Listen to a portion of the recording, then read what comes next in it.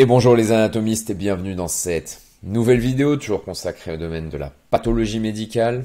Et plus précisément dans cette vidéo, nous allons étudier les traitements utilisés pour combattre la fièvre.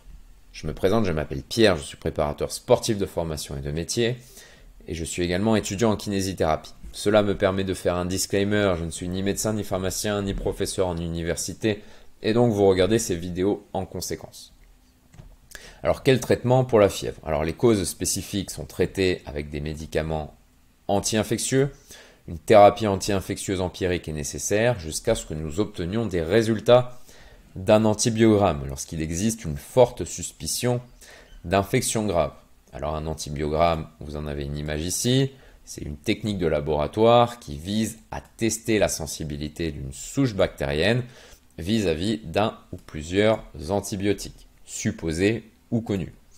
Ce qu'on utilisera principalement, ce sont les antipyrétiques, les anti-NS, le paracétamol, qui sont les principes actifs utilisés pour lutter contre les états fiévreux et certains syndromes inflammatoires aigus. Alors les médicaments antipyrétiques les plus utilisés actuellement dans les fièvres de l'enfant sont le paracétamol et l'ibuprofène. Le paracétamol, qui est un antipyrétique, a un effet antalgique aussi, antidouleur.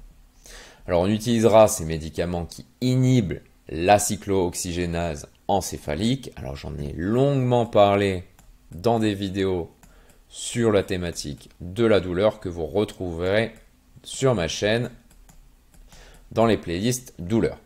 Alors le paracétamol environ de 650 à 1000 mg par voie orale toutes les 6 heures et l'ibuprofène toutes les 6 heures avec une posologie de 400 mg.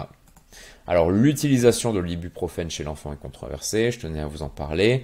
Il peut y avoir des effets secondaires rares mais graves chez l'enfant qui présente de la varicelle. Ici vous avez la varicelle. Donc l'aspirine ou l'ibuprofène peuvent conduire à un syndrome de Rey, ici, qui aggrave sérieusement l'infection. Alors la pathologie reste rare mais engage le pronostic vital chez l'enfant. Alors le syndrome de Rey, c'est une maladie rare qui affecte surtout les enfants ou les adolescents qui sont atteints d'une maladie virale, ça peut être la varicelle, on en a parlé, ou la grippe. Et on a établi effectivement un lien de causalité entre l'utilisation de l'aspirine ou de l'ibuprofène et l'apparition de ce syndrome. Alors qu'est-ce qu'on pourra utiliser également pour lutter efficacement contre la fièvre? Alors l'épongeage ou le bain avec de l'eau tiède. Alors à vrai dire, j'ai mis là consulter un pédiatre. De toute façon, je ne suis pas médecin.